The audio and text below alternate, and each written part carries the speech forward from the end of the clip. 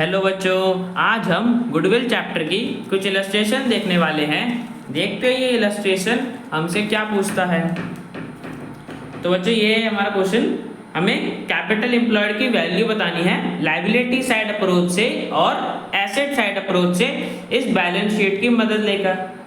ठीक है बच्चों, तो सबसे पहले लायबिलिटी साइड अप्रोच से निकालते हैं। तो बच्चों याद करो, मैंने आपको पिछली वीडियो में बताया था लायबिलिटी साइड अप्रोच का फॉर्मूला क्या होता है। सर सबसे पहले तो जो पार्टनर के कैपिटल होते हैं उन्हें ऐड करते हैं। तो अमृत का 2 लाख दे रखा है और सुधीर का 2 लाख दे रखा है। ठीक है बच्चों, तो सबसे पहले पार्टनर कैपिटल ऐड करते हैं, 2 लाख रुपए 2 लाख रुपए। ठीक है बच्चों, और जनरल रिजर्व किसी भी टाइप का रिजर्व होता है वो ऐड करते हैं। तो हमें क्वेश्चन में जनरल रिजर्व 1,80,000 दे रखा है, तो वो ऐड कर दिया। ऐड करने पे हमारा 5,80,000 आ गया। ठीक है बच्चों, और क्या बताया था मैंने कि किसी भी टाइप का अगर गुडविल का अमाउंट हो, जैसे क्वेश्चन बैलेंस शीट में दे रखा है 60,000 का, कोई भी हमारा फिक्टिशियस एसेट हो जैसे कि एडवर्टाइजमेंट सस्पेंस दे रखा है 20,000 का। ठीक है बच्चों, और नॉन ट्रेड इन्वेस्टमेंट हो ये हमारा 1 लाख रुपीस का। अब बच्चों आप पूछोगे यहाँ पे सर नॉन ट्रेड तो लिखा नहीं। जब तक बच्चों हमें बताया ना जाए कि ये ट्रेड इन्वेस्टमेंट है, हम तभी तक नॉन ट्रेड इन्वेस्टमेंट ही मानेंगे। मतलब अगर कहीं भी इन्वेस्टमेंट लिखा होगा तो आप लोग उसे नॉन ट्रेड इन्वेस्टमेंट मानोगे, और नॉन ट्रेड इन्वेस्टमेंट हम माइनस कर देते हैं। ठीक है बच्चों, तुमने अमाउंट लिख लिया नॉन ट्रेड इन्वेस्टमेंट का 1 लाख रुपए था। फिक्टिशियस एसेट हमारा एडवर्टाइजमेंट सस्पेंस था 20,000 रुपए, वो लिख दिया। गुडविल 60,000 का पहले से था बैलेंस शीट में। तो बच्चों इन सबको माइनस करोगे तो हमारे पास कैपिटल एम्प्लॉयड की वैल्यू आ जाएगी लायबिलिटी साइड अप्रोच से 4 लाख रुपए। मतलब बिजनेस ने 4 लाख रुपए लगा रखा है। ठीक है बच्चों, कैपिटल में। और बच्चों हमारा लायबिलिटी साइड अप्रोच से तो आ गया, अब हमें एसेट साइड अप्रोच से निकालना है। तो बच्चों एसेट साइड अप्रोच का फॉर्मूला याद करो।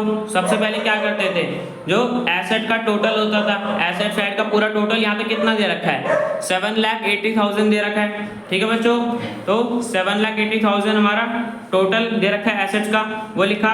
और उसमें से याद करो फिक्टिशियस एसेट माइनस करते थे, गुडविल माइनस करते थे, और नॉन ट्रेड इन्वेस्टमेंट माइनस करते थे, जो हम लायबिलिटी साइड अप्रोच में भी करते हैं, सेम यहाँ पे भी करते हैं। और कोई भी आउटसाइड लायबिलिटीज होती हैं तो उन्हें भी माइनस कर देते हैं। जैसे कि हमें क्वेश्चन में सन्ड्री क्रेडिटर्स दे रखा है, ये हमारे लिए आउटसाइड लायबिलिटी है, और आउटस्टैंडिंग एक्सपेंसेस भी हमारे लिए आउटसाइड लायबिलिटी होती है।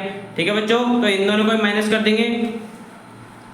फिक्टिशियस एसेट का हमारा 20,000 का था, गुडविल 60,000 का पहले से था, नॉन ट्रेड इन्वेस्टमेंट थी 1 लाख रुपए की। नॉन ट्रेड इन्वेस्टमेंट बच्चों मैंने बता दिया आपको कि इन्वेस्टमेंट को हम नॉन ट्रेड इन्वेस्टमेंट ही कंसिडर करते हैं। सन्ड्री क्रेडिटर्स 1,80,000 रुपए थे, आउटस्टैंडिंग एक्सपेंस था 20,000 रुपए का। अब बच्चों इन सबको माइनस करोगे तो टोटल एसेट्स में से माइनस करने पे आपके पास कैपिटल एम्प्लॉयड की वैल्यू आ जाएगी 4 लाख रुपए। तो बच्चों दोनों अप्रोचों से हमारा सेम आ रहा है, लायबिलिटी साइड से भी 4 लाख आ रहा है और एसेट साइड से भी 4 लाख आ रहा है। तो बच्चों ये क्वेश्चन हमारा कंप्लीट हो गया, हमारे पास कैपिटल एम्प्लॉयड की वैल्यू आ गई 4 लाख। तो बच्चों ये क्वेश्चन हमारा कंप्लीट हो गया। अब चलते हैं नेक्स्ट क्वेश्चन पे। तो बच्चों ये हमारा नेक्स्ट क्वेश्चन, हमें एक फर्म के नेट प्रॉफिट दे रखे हैं पिछले 3 सालों के। मतलब पहले साल में 18,000 प्रॉफिट करा फर्म ने, दूसरे साल में 20,000 रुपए, तीसरे साल में 22,000 रुपए। हमें कैपिटल इन्वेस्टमेंट बता रखी है कि फर्म ने कैपिटल में 60,000 रुपए इन्वेस्ट कर रखे हैं 60,000, और बता रखे nominal return on the capital is 10%। मतलब अगर कोई भी दूसरी फर्म सेम इंडस्ट्री में ऑपरेट कर रही है तो उसको कैपिटल पे 10% के हिसाब से रिटर्न मिलता है।